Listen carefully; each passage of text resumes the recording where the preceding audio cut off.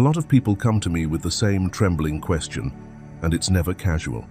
It usually sounds like this: how do I genuinely know this is my twin flame when it hurts this much? Because what you're experiencing doesn't feel like a normal relationship struggle. It feels like your inner world has been rearranged without your permission. Your sleep changes. Your nervous system feels on edge. Your emotions rise and fall in ways you can't fully explain. Your old identity, what you wanted, what you tolerated, what you believed love was, suddenly doesn't fit anymore. And that's what scares you. Not just the pain itself, but the meaning of the pain. You start wondering, am I awakening, or am I just attached? Is this sacred transformation or emotional chaos? Is this my soul calling me forward, or is this a lesson I'm misreading? Because if this connection is real, it changes everything. But if it's not, you don't want to lose yourself inside a story that keeps breaking you. In this video, I'm going to bring you back to clarity. Not by giving you fantasy, not by feeding obsession, and not by asking you to just trust the universe while your life collapses. Instead, I'm going to give you a grounded way to recognize what you're actually in through the lens of psychology and the spiritual world. When someone asks me, how do I know this is my twin flame? I bring them back to two key markers, two specific signs that, in my experience, cut through the confusion and reveal the difference between a karmic entanglement and a soul mirror, emotional addiction and spiritual activation, intense chemistry and true energetic recognition. These two markers aren't about how much you miss them. They aren't about signs, synchronicities, or longing. They are about what this connection does to your consciousness and what it forces to surface in you, whether you like it or not. By the end of this video, you won't have to keep asking the same question in the dark. You'll be able to look at your experience with a steadier mind and a calmer body and say, okay, this is what's happening. You'll understand why the pain feels so personal, because it's not only relational pain, it's the pain of old identity structures dissolving. It's the pain of your soul pressing against the limits of who you used to be. And most importantly, you'll leave with discernment. Not the kind that makes you shut down or become cynical, but the kind that gives you power. The kind that helps you stop spiraling, stop chasing explanations, and stop confusing intensity with destiny. So if your whole world has changed and you don't know whether you're awakening or unraveling, stay with me. Because once you understand these two markers, the question behind the pain starts to transform. And that's where the real journey begins. Section 1. The thought that never stops. The first sign is not dramatic on the surface, but it is relentless in its persistence. You don't just remember them occasionally. You think about them in a way that keeps returning, no matter how much time passes, no matter how much your life changes, no matter how many logical reasons you give yourself to move forward. For most connections, time creates distance. The mind slowly loosens its grip, the emotional charge softens, and the person becomes a chapter you can close with peace. But with this experience, the chapter refuses to stay closed. Weeks don't erase it. Months don't dilute it.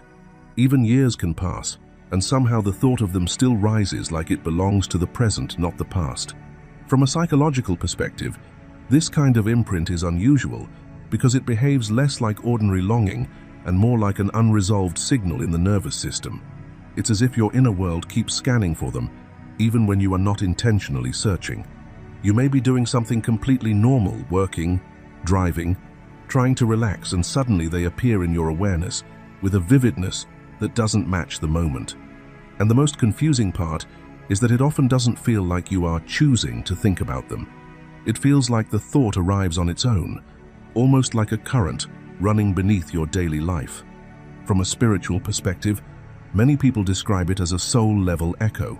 It's not only memory, it's recognition. Their presence continues to return through synchronicities, through symbolic reminders, through repeating patterns that seem too specific to be random. You might notice their name showing up unexpectedly, songs that feel like they carry the emotional frequency of the connection, recurring numbers or themes that always pull your mind back to them, or dreams that feel unusually intense and real. And underneath all of it is a quiet sensation that their energy is still touching your field, like your awareness keeps brushing against theirs, even at a distance. What makes this sign even stronger is that it's often not happening only internally. In many cases, this person re-enters your life again and again in some form. Sometimes they return physically, reaching out after long silence, showing up through mutual connections, crossing paths in ways that feel strangely timed. Other times, they return indirectly through news, social media, shared spaces, or events that place them back in your orbit when you least expect it. And each time it happens, it reinforces the same unsettling truth. You are not relating to this connection the way you relate to normal attachments. This ongoing return, the inability to truly move on in the typical linear way, becomes one of the most powerful triggers that something different is unfolding here. Not because it proves a romantic destiny, but because it reveals a pattern of consciousness you can't easily explain. When a person leaves your life, the mind usually adapts. But when the thought never stops, when the reminders keep circling back, and when their presence continues to reappear in both your inner world and your outer reality, it is often a sign that this connection is operating on a deeper level than ordinary attraction. Before we move to the next sign, I want you to pause for a moment and get honest with yourself. Not from the mind that tries to explain everything, but from the part of you that quietly knows. When this person comes into your awareness again and again, what happens inside your body? Do you feel calm, activated, unsettled, softened, or suddenly wide awake? Take a breath and reflect. Is this thought pattern coming from fear and attachment, or from recognition and something deeper calling you forward? And if this is resonating, don't keep it private. Share your experience in the comments so others on this path don't feel alone.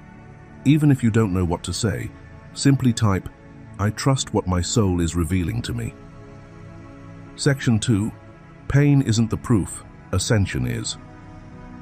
The second point is the one that helps you distinguish a twin flame connection from something else, like a narcissistic dynamic or a karmic entanglement, and it matters more than people realize. Because yes, all three can involve pain. In the beginning, they can even look almost identical. The traits can overlap, the behaviors can overlap, the emotional highs and lows can overlap. Even the confusion can feel the same. The mixed signals, the deception, the half-truths, the broken promises, the moments where you don't know what's real anymore. When you are inside it, it can genuinely feel impossible to tell whether you are being initiated or simply being harmed. So here is the distinguishing lens. Pain is not the evidence. The product is the evidence. The question is not, does this connection hurt? The question is, what does this connection produce in me over time? In a twin flame connection, the pain when it arises is not random chaos. It is often the friction of exposure. Your twin becomes a mirror that reveals what you cannot keep hidden from yourself anymore. Not to shame you, not to destroy you, but to show you where you are still living through distortion, where you are still running an old program, where you are still trying to survive with strategies that once protected you, but now keep you small. And that mirror can be very precise. It can illuminate the false illusions you've been living inside, stories you inherited, beliefs you absorbed, identities you formed in order to be loved, chosen, safe, or seen. It can expose the unhealed places you've normalized for so long that you forgot they were wounds. It can reveal where you still wear masks to control how others perceive you, where you avoid discomfort by denying what you feel, where you self-abandon, self-betray, or self-silence, then call it strength, where you've been tangled in the matrix of avoidance, dissociation, or self-deception, not because you are bad, but because those patterns were passed down and reinforced. Sometimes, what surfaces is even more confronting. You begin to see narcissistic traits within yourself not as a label, but as an honest psychological reality that many people carry in subtle forms through their family line. The need to be right, the need to be in control, the fear of being seen as flawed, the impulse to manipulate outcomes so you don't have to feel vulnerable, the tendency to protect your ego at the expense of intimacy. Again, this is not condemnation, this is consciousness. This is the psyche being brought into the light, and here is what makes it different. The twin doesn't let you stay asleep. The connection keeps presenting you with the face of truth until you are willing to heal. That can feel relentless, not because the universe is punishing you, but because this path is designed to end the cycle. A karmic bond may keep you looping, a narcissistic dynamic may keep you shrinking, but a true twin flame catalyst keeps awakening the part of you that cannot tolerate illusion anymore. Yes, it can begin with hurt, because mirrors are confronting. Sometimes it feels like the connection instigates you into deep dwelling into the emotional basement you avoided for years, because the coping strategies that used to work suddenly collapse. You can no longer bypass your triggers with spirituality. You can no longer intellectualize your pain and call it wisdom. You can no longer perform healing while secretly staying the same. The journey forces contact with the real you. But if it is a twin flame path, something sacred happens through that contact. You begin to ascend, not as a fantasy, not as a buzzword, as a lived transformation. You become more honest, more emotionally responsible, more awake in your nervous system, more aware of your patterns, less reactive, less addicted to drama, less dependent on validation. You start choosing alignment over attachment. You start choosing clarity over chaos. You start choosing truth, even when truth costs you the version of yourself that was built on survival. That is why I say, the energy of this journey can feel like being taken down into darkness, but not to be abandoned there. It is the sacred descent that leads to integration. It is the underworld phase of healing, where shadow becomes visible, where distortion becomes conscious, where the parts of you that were exiled finally come home. And as you heal your way through it, you don't just get over the pain, you reclaim your light. You rise with more wholeness, more discernment, more self-respect, and a deeper relationship with your own soul. So remember this, pain isn't the proof, ascension is. The evidence is who you become. Imagine a woman who keeps getting pulled into intense, magnetic connections with men who are emotionally unavailable. At first, when she meets this twin-like person, it feels the same as her past electric chemistry, long silences, sudden returns, mixed signals that scramble her nervous system. She thinks, here we go again. Is this love, or am I being played? But this time, instead of shrinking into confusion, she notices what the connection forces her to face. Every time he disappears, it triggers a familiar wound. The childhood fear of being forgotten, the reflex to over-explain, to chase, to prove her worth. And rather than acting it out, she starts doing the inner work, tracking her triggers, learning to self-soothe, setting a boundary she never set before, and choosing her dignity even when her longing is loud. Months later, the pain is no longer producing desperation, it's producing clarity. She can feel the difference in her body. She's not walking on eggshells, not bargaining for consistency, not addicted to the highs and lows. Whether he returns or not, she is no longer the same person. That is the visual marker of ascension. The connection didn't just hurt it, revealed her pattern, brought her shadow into view, and initiated her into a new level of self-respect and emotional sovereignty. Section 3. Constant presence, unconditional love. There is another layer here that many people overlook, especially when they are trying to figure out the connection with the mind. Twin flames don't only stir attraction or obsession.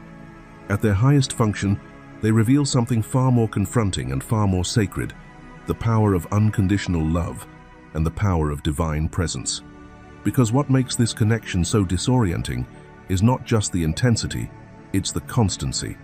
Even when life becomes chaotic, even when the timing is wrong, even when the circumstances feel messy or unpredictable, their energy can remain strangely steady in your inner world. Not because you are imagining things, and not because you are unable to let go, but because the bond is registering at a level deeper than your daily story. It's as if something in you keeps sensing them, keeps recognizing them, keeps holding them in the field of your awareness, regardless of what is happening externally. And that is exactly why their image does not easily fade. Their memory lingers, their presence returns in quiet moments. You can be busy, distracted, even determined to move on, and still some part of you feels connected, as if a thread remains unbroken. From a psychological perspective, this can feel confusing because the mind expects love to be conditional. The mind expects love to depend on behavior, consistency, logic, and shared values. It expects love to come and go based on what is working. But twin flame energy often introduces you to a different kind of knowing, one that does not negotiate with circumstances. It doesn't always feel comfortable, and it doesn't always feel romantic. Sometimes it simply feels like presence, a steady signal in the background of your emotional life. Deep within your soul, there can be a bond to this person that you cannot logically explain. And that can threaten your identity, because your identity is built on preferences, beliefs, boundaries, and personal history. Your identity says, "This is the type of person I choose." Your identity says, "These are my standards." Your identity says, "I would never be drawn to someone like that." And then this connection arrives, and it does not fit the map. It isn't rational. Sometimes it even appears to go against what you believe about yourself, because on the surface they may look like your opposite. Different culture, different worldview, different lifestyle, different rhythm, different language of love. The outer differences can be extreme, so extreme that your nervous system may not know whether to move closer or pull away. And yet, beneath all of that, something remains unmistakably clear. Because at the level of soul, they are not other. At the level of soul, they are the same. This is the paradox that twin flames bring forward. The mind is reading the outer story, personality, background, choices, circumstances, but the soul is responding to essence. And essence doesn't require similarity to recognize itself. Essence recognizes through resonance, through energetic familiarity, through a feeling that says, "I know you," even if you cannot explain how. That is why the connection can feel eternal, not because it is meant to trap you in longing, but because it is meant to teach you what love looks like when it is no longer dependent on proof. The inner recognition is precise, even when the outer contrast is dramatic. And when you begin to understand this, you stop judging yourself for what you feel. You stop trying to force the connection to make sense in a purely logical way. You realize that what is happening is not only emotional, it is spiritual. It is a meeting that exposes the difference between surface identity and soul truth. It is a mirror that shows you what divine presence feels like inside the human experience. Constant, quiet, unwavering, still there, even when everything else is shifting. If you're trying to tell the difference, come back to this inner question. Is this connection collapsing you or clarifying you? Because yes, many relationships can bring pain, but the pain they bring often has no sacred direction. It drains you, it confuses you, it leaves you smaller than you were before. It can even condition you to accept emotional darkness as if it's normal. And when it no longer suits them, they leave, taking your stability with them. But the twin flame connection is different, not because it's always comfortable, but because it is purposeful. This is the kind of love that doesn't merely touch your wounds, it reveals them. It doesn't simply trigger your emotions, it exposes your patterns. It doesn't only break your heart, it breaks your illusions. And that can feel brutal to the nervous system. It can feel like loss. It can feel like you're being dismantled. Yet underneath that sensation, something else is happening. You are being reorganized into truth. Because awakening doesn't always arrive as peace first. Sometimes it arrives as a mirror so clear you can no longer pretend. Sometimes it arrives as a sacred confrontation with what you have tolerated, what you have avoided, what you have abandoned inside yourself. And the twin flame path, when it is genuine, doesn't lead you deeper into darkness. It pushes you toward integration, toward healing, toward alignment, toward light. That's why the two core signs matter so much. First, they don't leave your inner world. Even when the outer world shifts, even when contact stops, even when the story looks uncertain, the imprint remains, because it isn't just attachment. It's recognition. Second, the connection keeps pushing you toward growth.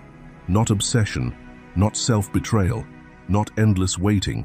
Growth, truth, accountability, expansion, a return to yourself. And if what you're experiencing is pulling you away from your integrity, from your clarity, from your worth, then what you're feeling may be intensity, but it is not alignment. So here is the difference between being broken and being awakened. Being broken makes you feel powerless. Being awakened makes you feel responsible for your healing, without blaming yourself for the pain. Brokenness says, I'm not enough. Awakening says, I will not abandon myself again. And when you truly understand this, the question changes. You stop asking, why is this happening to me? And you begin asking, what is this awakening in me? Now I want to hear from you. Leave a comment clearly stating, twins never leave. If this message spoke to you, please like this video, share it with someone who needs clarity on their path, and watch the video below because the next part will help you recognize what is transformation and what is simply trauma repeating in a different costume.